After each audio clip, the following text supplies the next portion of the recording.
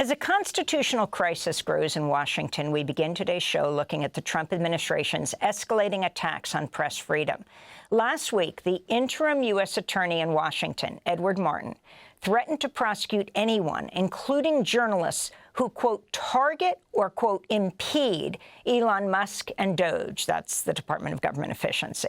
Martin's letter came a day after Musk claimed it was a crime to identify the young computer engineers who've helped him gain access to highly sensitive information at agencies across Washington. Meanwhile, the FCC, the Federal Communications Commission, has opened an investigation into San Francisco-based KCBS over the radio station's reporting on recent immigration raids.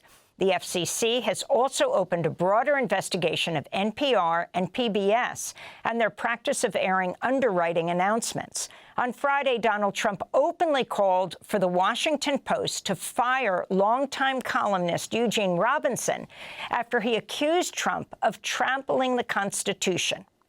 Meanwhile, a number of major news organizations face accusations of already bending a knee to Trump. In December, ABC settled a defamation suit brought by Trump by making a $15 million donation to his future presidential library. CBS's parent company, Paramount Global, is reportedly in talks to settle a multi-billion-dollar lawsuit filed by Trump, who accused 60 Minutes of deceptively editing an interview with Kamala Harris. Trump initially sought $10 billion in the lawsuit, but he's upped it now to $20 billion. Last week, CBS took the unusual step of handing over its unedited tapes to the FCC. While the tape showed no wrongdoing on CBS's part, many believe Paramount might still settle the lawsuit. This all is happening as Paramount seeks federal approval for its $8 billion merger with Skydance Media.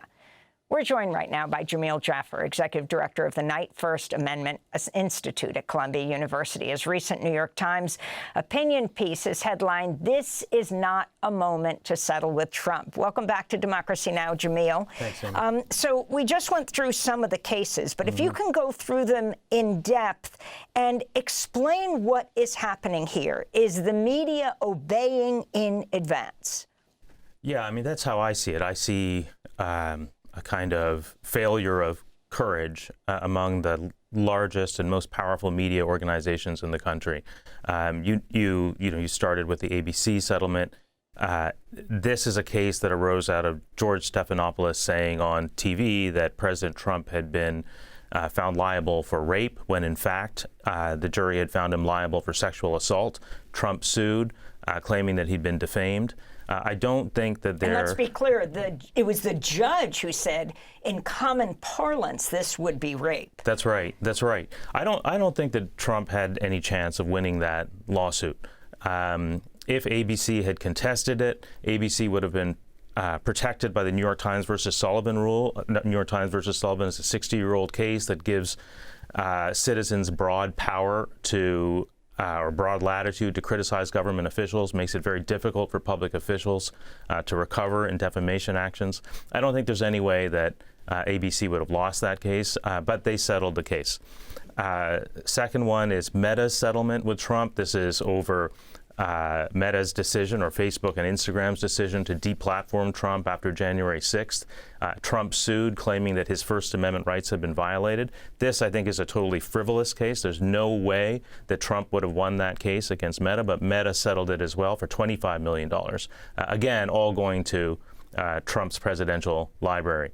And then finally, this reported CBS settlement, or possible CBS settlement with Trump over the action, over the case that involved the editing of this Kamala Harris interview.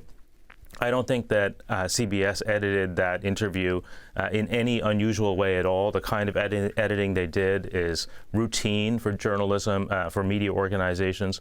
Trump knows that. Again, no chance that Trump would have won that case, but CBS is reportedly thinking about settling it. So what I see here is media organizations that have the power to fight back against Trump but aren't doing it.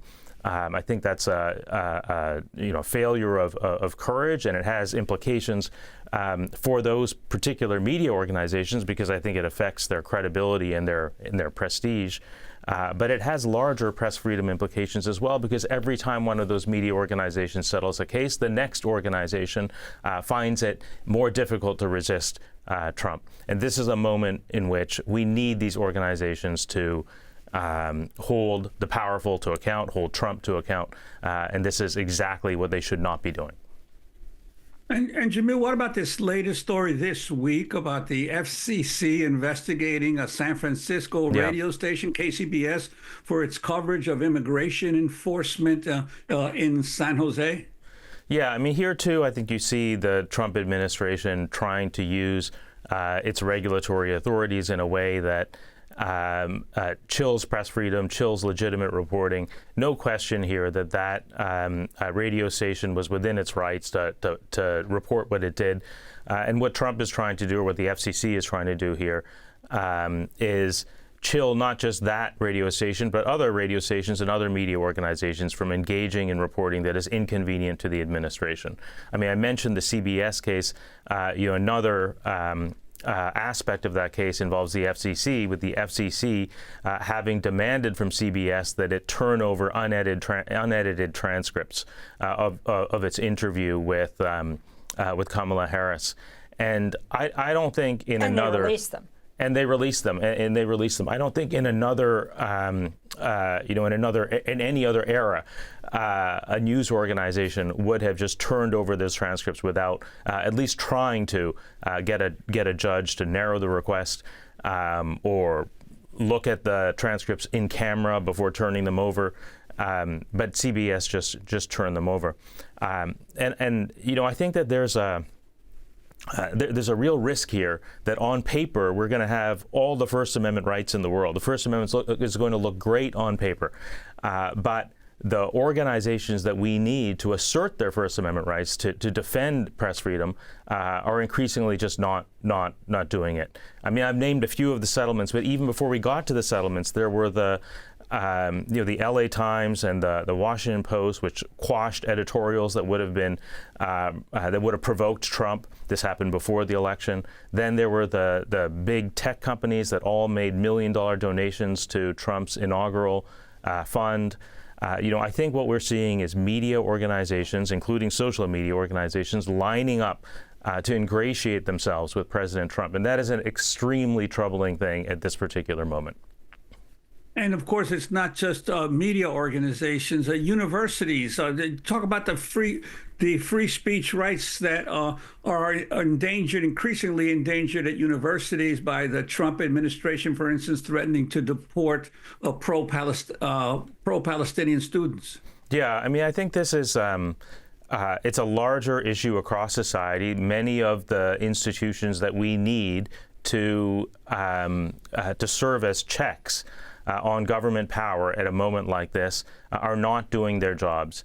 Now, this question about, in what circumstances can the government deport non-citizens for exercising their First Amendment rights, I think is a hugely significant question. And I want people to understand that the First Amendment protects non-citizen students at American universities just like it protects everybody else. The government cannot constitutionally deport people simply because they have exercised their First Amendment rights, simply because they have criticized a war overseas, or criticized our government, or criticized another government. Those are not constitutionally permissible justifications for deporting somebody. So you don't have to take my word for it, because a couple of years ago, the Knight Institute, my institute, filed a Freedom of Information Act request with the Biden administration, and we were able to get two legal memos in which the Trump administration had considered its authority to engage in these kinds of deportations based on First Amendment activity. And Trump administration lawyers wrote memos that acknowledge that non-citizens at universities in the United States are protected by the First Amendment, and that deporting them on the basis of their speech would almost certainly be unconstitutional. And then, Jamil Jaffer, talk about about what happened Friday night with the casino magnate Steve Wynn asking the Supreme Court to revisit the Times versus Sullivan defamation rule, the Supreme Court decision, one of the two most important press freedom cases? Yeah, so I mentioned New York Times versus Sullivan already. This is has